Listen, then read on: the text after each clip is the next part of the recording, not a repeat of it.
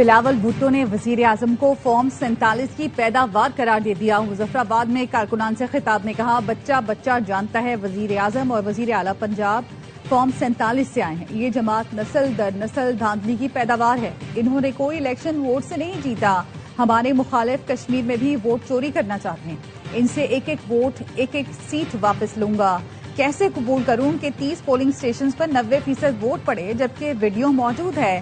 Election commission دھاندلی میں ملوث نہیں تو ان پولنگ اسٹیشنز کی تحقیقات کرے۔ کشمیر کا فیصلہ کشمیر نہیں کرنا ہے تو کشمیر کے جلسے میں بھی کشمیری ہوں گے، کوئی اور نہیں۔ کہا پی ٹی آئی کے دوست بائیکاٹ کا کہتے ہیں تو ان کو ایک دو تھپڑ مار کر کہو کہ بائیکاٹ نہیں ہوتا، اپنے حق کے لیے ووٹ ڈالو۔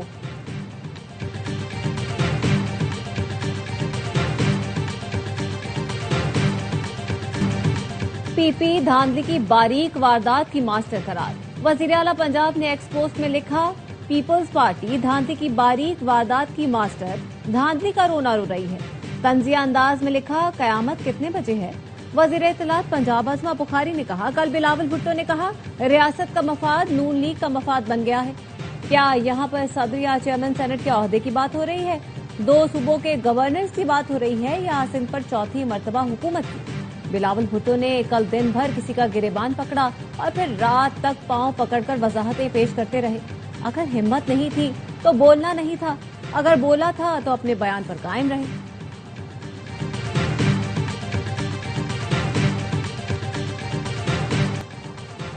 چیف منسٹر صاحبہ ٹویٹ کرتی ہیں، قیامت کب آئے گی؟ خواجہ آصف نے کہا تھا، کوئی شرم کوئی حیا ہوتی ہے؟ شرجیل میمن کا جواب، کہا نواز شریف بھی چوری سے اقتدار میں آئے تھے، مریم نواز بھی چوری کے مینڈیٹ پر حکومت میں ہیں۔ حکومت سے باہر ہوتے ہیں تو کہتے ہیں ووٹ کو عزت دو، حکومت میں آتے ہیں تو کرسی چومتے رہتے ہیں۔ مینڈیٹ کسی اور کا تھا، نون لیگ کی لیڈرشپ نے چوری کیا۔ نون لیگ کو معلوم ہے انہوں نے جعلی مینڈیٹ سے نشستیں لی۔ عظمہ بخاری نے شرجیل میمن کو جواب دیا، تب قیامت نہیں آئی جب سندھ میں بلدیاتی انتخابات چوری کیے، تب قیامت نہیں آئی جب گھر کی سیٹ کے لیے مخالف امیدوار غائب کیے۔ وڈے انقلابی، جعلی جمہوری۔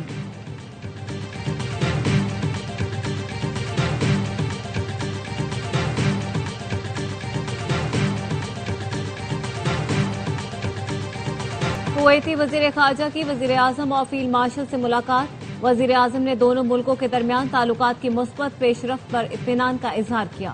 تجارت، سرمایہ کاری، توانائی سمیت مختلف شعبوں میں تعاون کے فروغ کے عزم کا اعادہ۔ وزیر اعظم نے کہا، پاکستان خطے میں امن کے لیے دیانتدار اور مخلص ثالث کے طور پر کردار ادا کر رہا ہے۔ کویتی وزیر خارجہ نے خطے میں امن کے فروغ میں وزیر اعظم، نائب وزیر اعظم اور فیلڈ مارشل کی خدمات کو سراہا۔ کویتی وزیر خارجہ فیلڈ مارشل سید عاصم منیر سے بھی ملے۔ باہمی دلچسپی کے امور اور علاقائی سیکیورٹی کی صورتحال پر تبادلہ خیال کیا گیا۔ فیلڈ مارشل نے کہا، پاکستان اور کویت علاقائی امن کے لیے مشترکہ وژن رکھتے ہیں۔ پاکستان کویت کے ساتھ اپنے تعمیری تعلقات کو انتہائی اہمیت دیتا ہے۔ کویتی وزیر خارجہ نے علاقائی امن و استحکام کے لیے پاکستان کے کردار کی تعریف کی، پاکستان کی مسلسل حمایت اور دونوں ملکوں کے گہرے برادرانہ تعلقات کو سراہا۔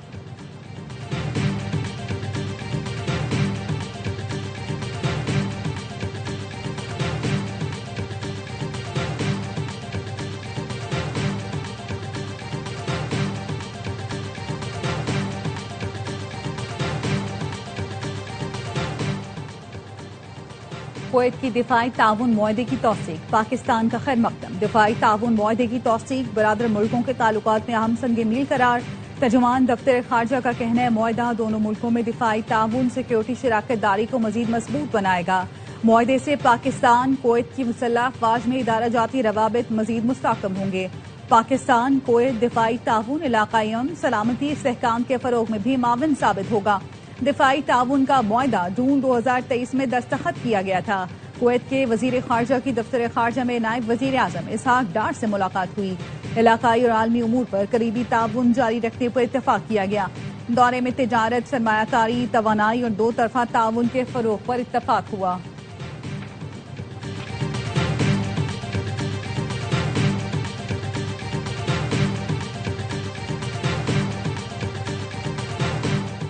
Commander national strategic command general Aamir Raza کا نیول اور ایئر ہیڈ کوارٹرز کا دورہ۔ جنرل عامر رضا کی سربراہ پاک بحریہ ایڈمرل نوید اشرف اور air chief marshal Zaheer Ahmed Babar سے دوسری ملاقات، پیشہ ورانہ دلچسپی کے امور پر تبادلہ خیال کیا گیا۔ پاک فضائیہ اور بحریہ کے سربراہوں کی جنرل سید عامر رضا کو نیشنل اسٹریٹجک کمانڈ کی کمان سنبھالنے پر مبارکباد۔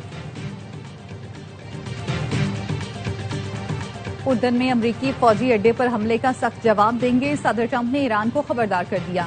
فاکس نیوز کے صحافی کو بتایا، اردن میں امریکی فوج پر حملہ اچانک کیا گیا، فورسز کے پاس میزائل گرانے کے لیے صرف چند منٹ تھے، اب امریکہ اس کا بھرپور جواب دے گا۔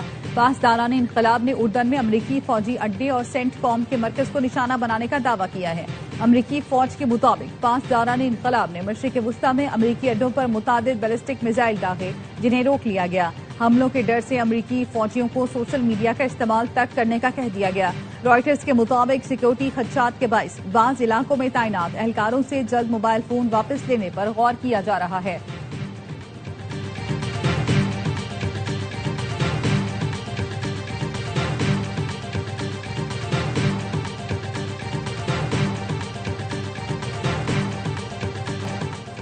امریکہ اور سعودی عرب کے عراق میں ایران نواز گروپوں کے ٹھکانوں پر حملے، امریکی سینٹرل کمانڈ اور سعودی وزارت دفاع نے حملوں کی تصدیق کر دی۔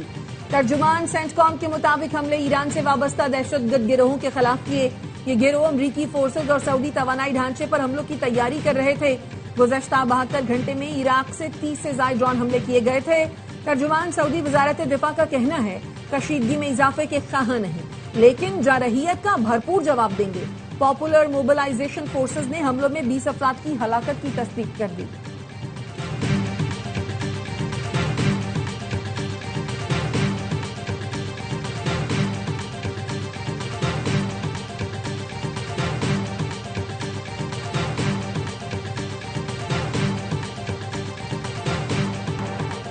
امریکہ نے ایرانی خام تیل چین لے جانے والا آئل ٹینکر بلیک لسٹ کر دیا۔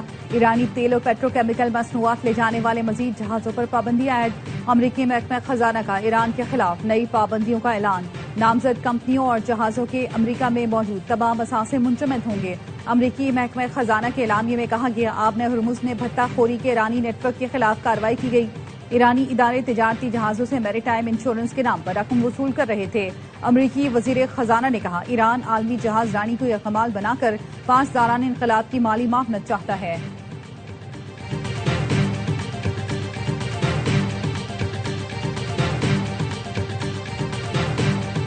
سیکیورٹی فورسز کا خیبر پختونخوا اور بلوچستان میں آپریشن، 32 دہشت گرد ہلاک۔ فتنہ خوارج کے 24 دہشت گرد خیبر میں 28 اور 29 جولائی کی درمیانی شب انٹیلیجنس بیسڈ آپریشن کے دوران ہلاک ہوئے۔ 8 دہشت گرد نوشکی میں ہلاک ہوئے۔ ISPR کے مطابق دہشت گردوں کے متعدد ٹھکانوں کو مؤثر انداز میں نشانہ بنایا گیا۔ اسلحہ، گولہ بارود اور IEDs برآمد ہوئی۔ صدر آصف علی زرداری، وزیر اعظم شہباز شریف اور وزیر داخلہ محسن نقوی کا سیکیورٹی فورسز کو خراج تحسین۔ صدر آصف علی زرداری نے کہا، بھارتی پشت پناہی میں سرگرم دہشت گرد عناصر کے مذموم عزائم ہر قیمت پر ناکام بنائیں گے۔ وزیر اعظم نے کہا، دہشت گردی کے مکمل خاتمے تک جنگ جاری رکھیں گے۔ محسن نقوی نے کہا، فتح ہندوستان کے ناصور کے مکمل خاتمے کے لیے قوم سیکیورٹی فورسز کے شانہ بشانہ ہے۔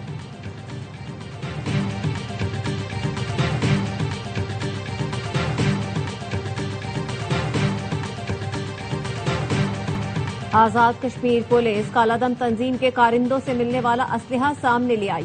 SSP محمد ریاض مقل کہتے ہیں، کالعدم کمیٹی کے شرپسندوں کے پاس جدید اسلحہ ہے۔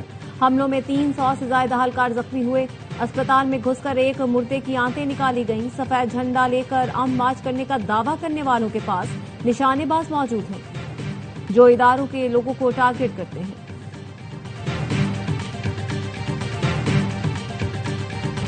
PTI نے آزاد کشمیر کے الیکشن مسترد کر دیے۔ چیئرمین PTI بیرسٹر گوہر نے کہا، کشمیر کشمور بنے گا نہ لاہور۔ کشمیر پاکستان کی شہرگ ہے اور رہے گا۔ دونوں بڑی پارٹیوں نے کشمیر کا بھٹا بٹھا دیا۔ الیکشن میں 5% سے کم ٹرن آؤٹ ثبوت ہے۔ کشمیر کے عوام نے الیکشن کو مسترد کیا۔ بیرسٹر گوہر کا کشمیر کی حکومت سے فوری استعفے کا مطالبہ، کہا پورے آزاد کشمیر میں شفاف الیکشن کرائے جائیں۔ عوامی احساسات کے پیش نظر کشمیر کے الیکشن کے بائیکاٹ کا فیصلہ کیا۔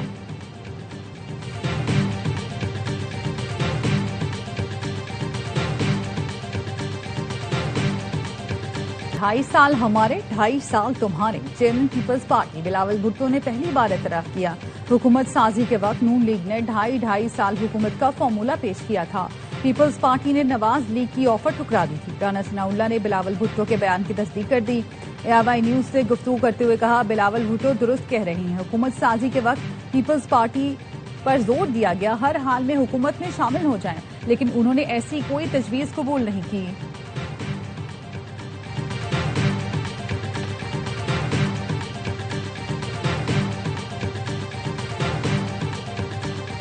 مذاکرات کی پہل ہمیشہ حکومت کرتی ہے. حکومت اس لیے بات چیت نہیں چاہتی کیونکہ ان کے ہاتھ میں کچھ نہیں.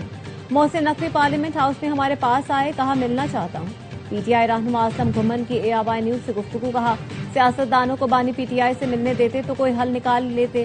جو ملاقاتیں سہیل آفریدی کرتے ہیں وہ حکومت چلانے کے لیے ہیں. بانی PTI کی رہائی اس سال دیکھ رہا ہوں. چیئرمین PTI بیرسٹر گوہر نے اپنے رہنما کے بیان کی وضاحت کرتے ہوئے کہا محسن نقوی ہمارے پاس صرف ہاتھ ملانے کے لیے آئے تھے. محسن نقوی سے ملاقات کے حوالے سے بات نہیں ہوئی تھی.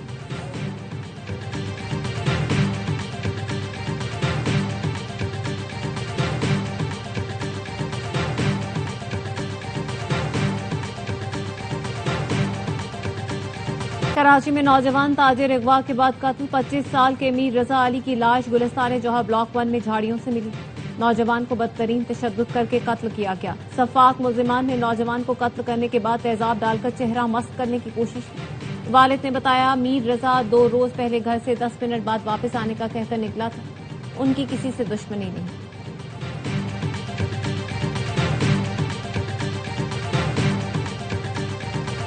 کراچی میں سرکاری اسکول کی کمپیوٹر لیب پر باز افراد کا قبضہ. جیکب لائن میں واقع ٹیکنیکل ہائی اسکول کی کمپیوٹر لیب کو غیر متعلقہ افراد اوتاق کے طور پر استعمال کرنے لگے. اسکول کے ہیڈ ماسٹر کا کہنا ہے متعدد بار تحریری شکایات کر چکے، لیکن لیب پر قابض افراد انتہائی بااثر ہیں. قابض مافیا کے خلاف کوئی کارروائی نہیں کی جا رہی.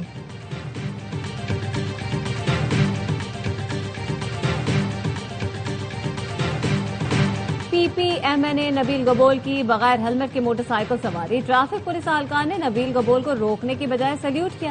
نبیل گبول صدر ریگل چوک پر تیز رفتاری سے موٹر سائیکل دوڑاتے رہے. کچھ عرصہ پہلے میئر کراچی نے بھی بغیر ہیلمٹ کی موٹر سائیکل چلائی تھی. ٹریفک پولیس نے مرتضی وہاب کا بھی چالان نہیں کیا تھا.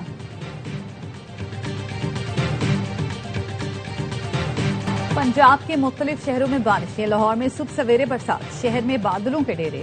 گجرانوالہ میں موسلادھار بارش نے پھر جلتھل ایک کر دیا. وزیر آباد میں بھی موسلادھار بارش سے نشیبی علاقے زیرآب. جلال پور بھٹیا میں بارش کے باعث گھر کی چھت گر گئی، خاتون اور 2 بچیاں زخمی. اسلام آباد راولپنڈی میں بھی گرج چمک کے ساتھ بارش ہوئی. موسم خوشگوار، گرمی کا زور ٹوٹ گیا. ملک بھر میں مونسون بارشوں کا سپیل 5 اگست تک جاری رہنے کا امکان.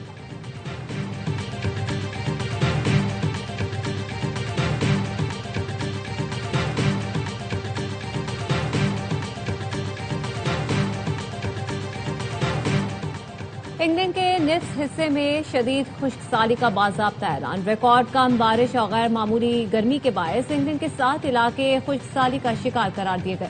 ماحولیاتی ایجنسی کا کہنا ہے دارالحکومت لندن میں بھی خشک سالی سے متاثر علاقوں میں شامل ہے.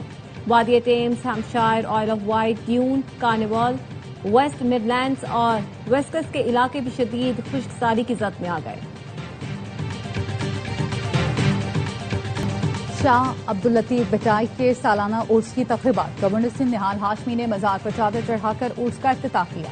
فاتحہ خوانی کی. چیئرمین PP بلاول بھٹو کا پیغام. کہا شاہ لطیف کا پیغام محبت، امن اور رواداری سے دلوں کو منور کر رہا ہے. شاہ لطیف بٹائی کا کلام زمان و مکان کی حدود سے ماورا ہو کر انسانیت کا درس دیتا ہے.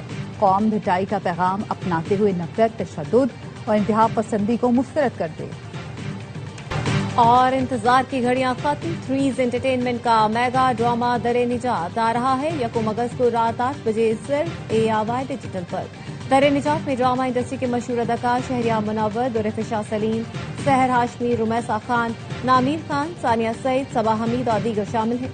ناظرین کی توجہ کا خاص مرکز بننے والی عالمی معیار کے ڈرامے کی پروڈیوسر سلمان اقبال، سونیا خان اور شہریار منور ہیں. کہانی عمیر احمد نے لکھی جبکہ ہدایت کاری کے فرائض ثاقب خان نے انجام دی ہے. دل کو چھو لینے والی کہانی دیکھنا نہ بھولیے 1 اگست سے ہر جمعے اور ہفتے کی رات 8 بجے صرف AIY ڈیجیٹل پر.